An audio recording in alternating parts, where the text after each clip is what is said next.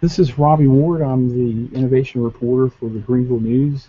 I am joined today by Austin Choi Fitzpatrick. He's an assistant professor in the School of Public Policy at Central European University. It's an American university in Budapest, Hungary. His research has included social movements in India, Budapest, the United States, elsewhere. More recently, he's studied the use of drones. Um, Dr. Fitzpatrick, I appreciate you joining me today. Thanks for having me. I appreciate it.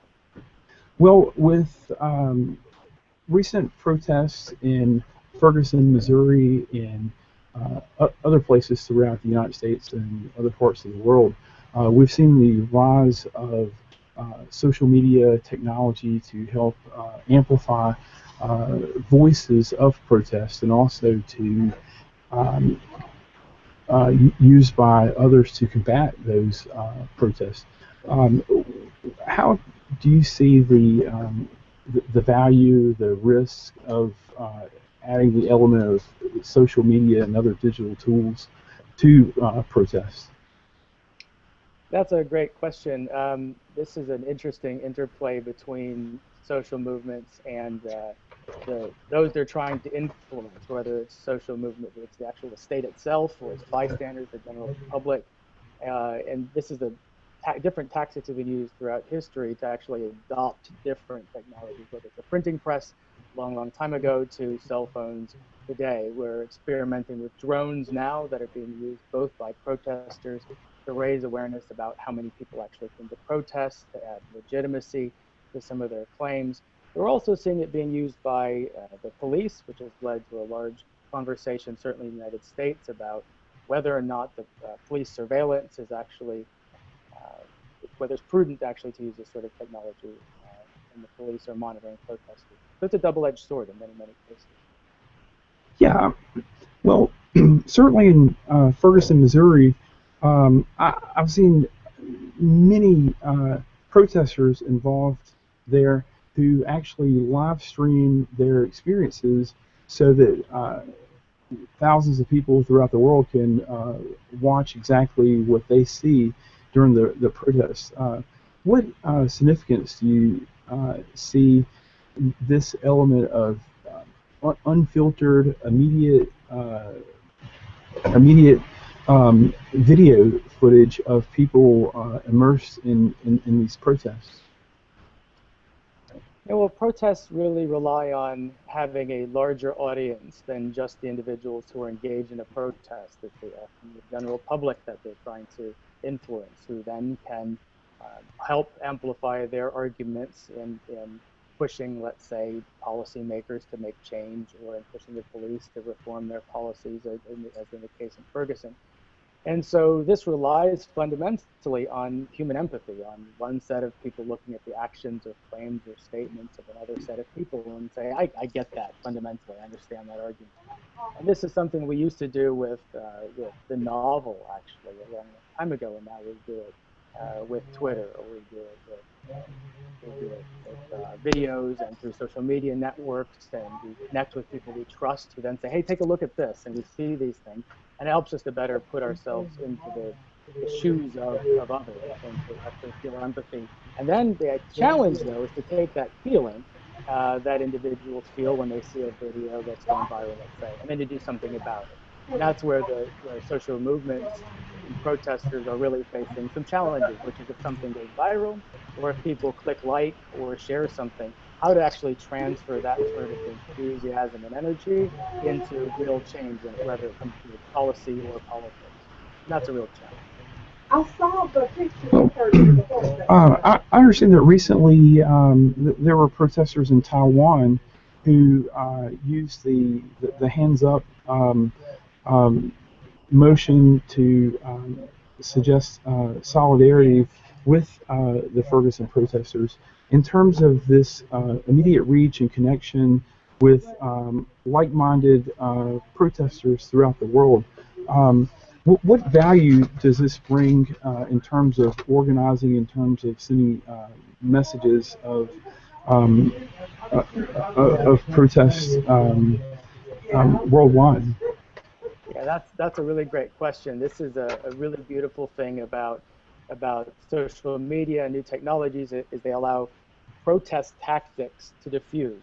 And so we see the very slow diffusion, sort of in the old days of things like the sit-in, and these are spread very, very slowly. But now we see this diffusion very, very quickly.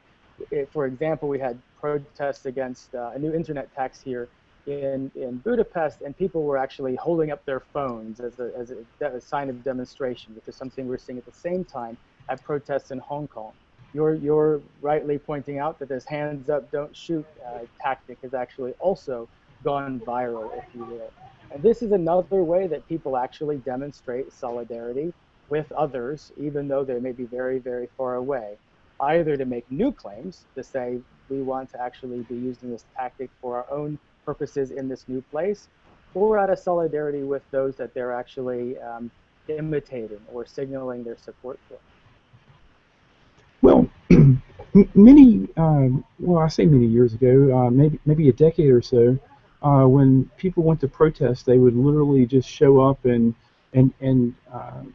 march or chant or whatever they did in the actual physical world. But now um, there's this almost essential element of having to engage in the social media world. But uh, how how can this create challenges for the actual protesters? I mean, because if they're focused on immediately the situation in front of them, um, does it create a vulnerability if they leave themselves open to people in other parts of the country or other parts of the world attacking them online through social media? You mean attacking the events that the issues that they're actually trying to raise with their activism? Is that how you mean that? Yeah, yeah. Specifically, a university professor at Clemson, uh, he uh, live streamed, he tweeted, but he was actually quoted in a traditional media.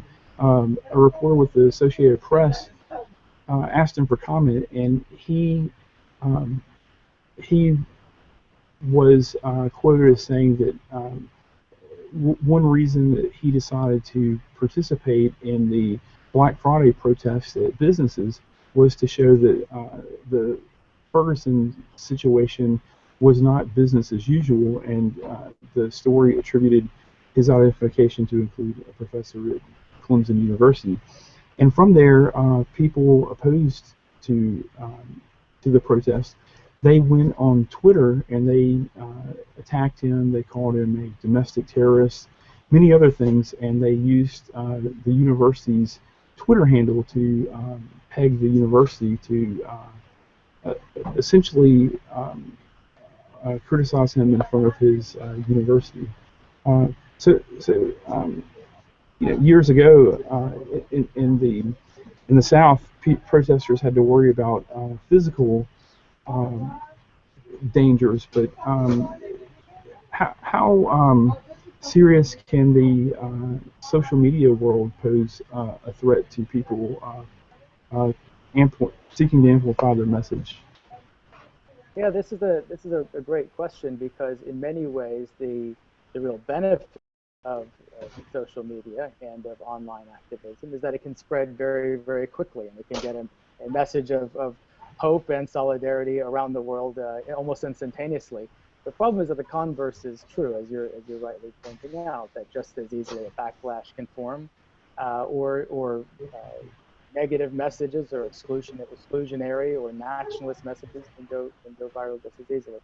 So this is one of those challenges with this much larger audience comes many more voices, and with those voices comes lots and lots of positive reinforcement, but also lots of negativity. And the challenge is to find ways that actually build on one and minimize the other.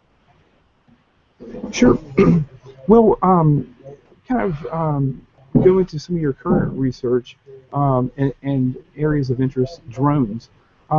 When I think of drones, I think of military military exercises, situations of war. Um, but now we're starting to see the use of drones related to protest movements.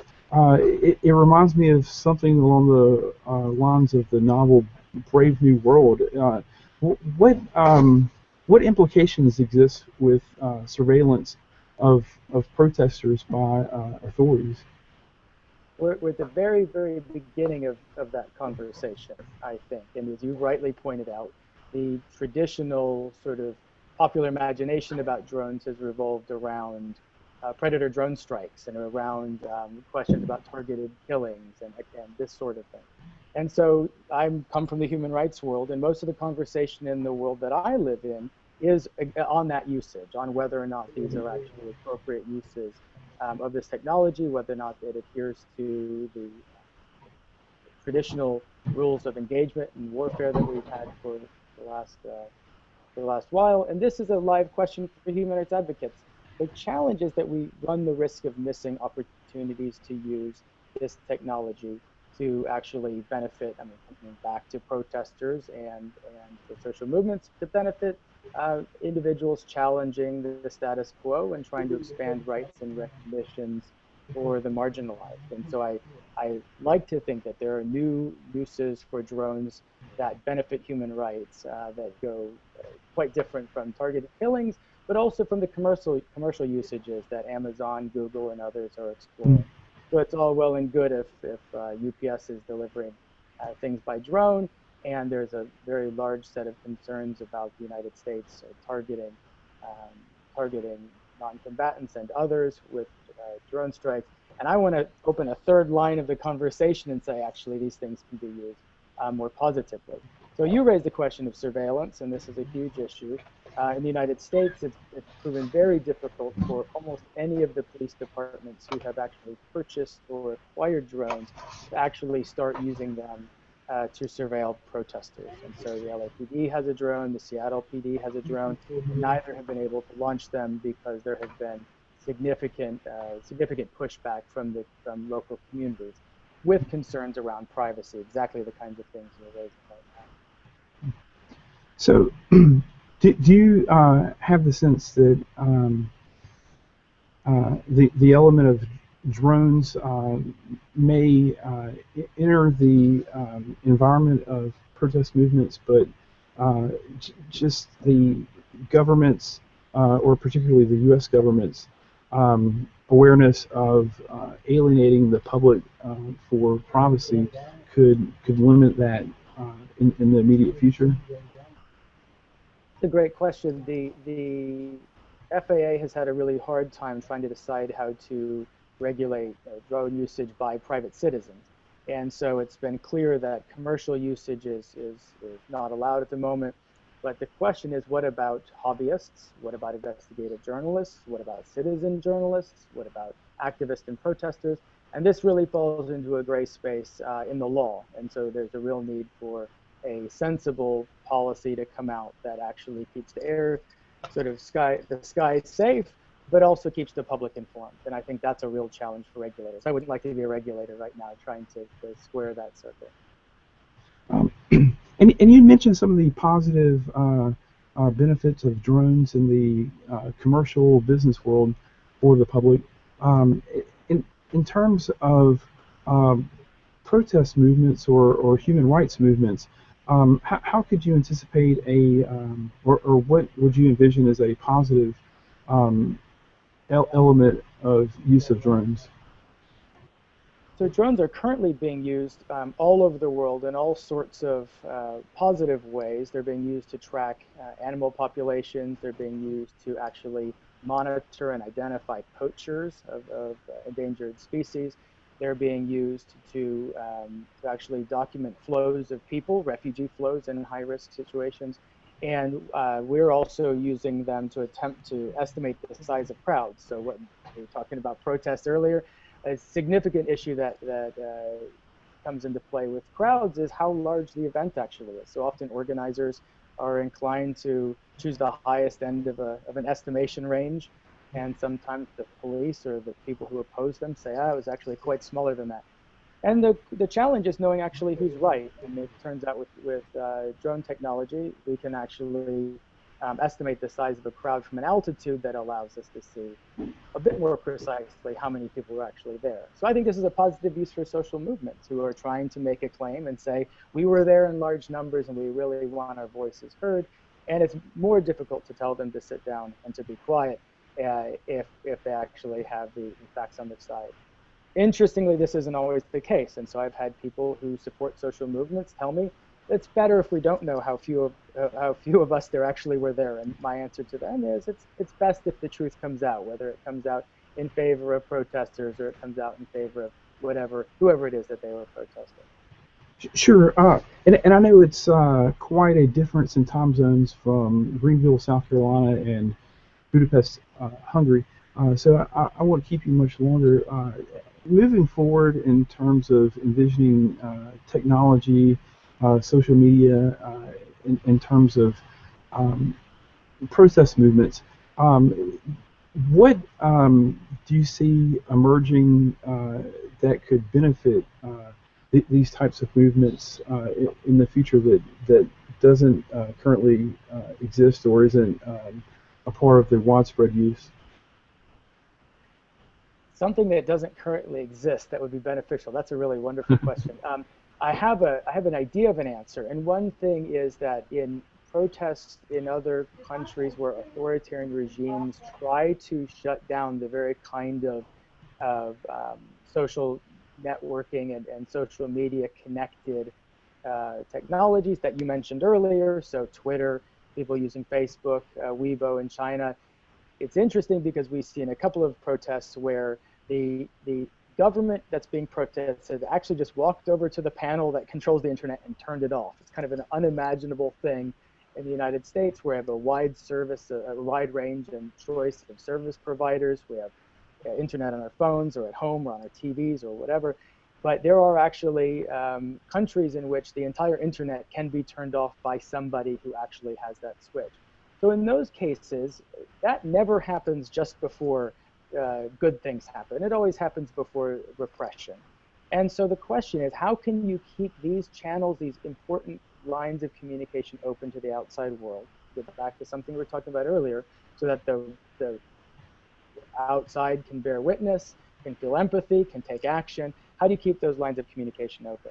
So one idea I've had is actually to mount satellite-connected routers or cell phones to the undersides of drones and fly them over crowds, and then provide sort of a wireless blanket of satellite-fed internet that would allow protesters to actually continue to access the internet and to sort of bear witness to the outside world using their handheld devices, despite a block or lockdown or blackout from the authorities.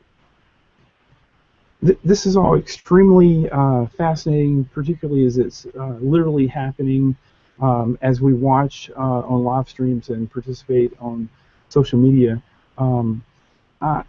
I really appreciate you taking a few moments to speak with me. And I also look forward to your future research. I know that it's getting late in Budapest, and so thanks once again, Dr. Joy Fitzpatrick. Great, thank you. I appreciate the time.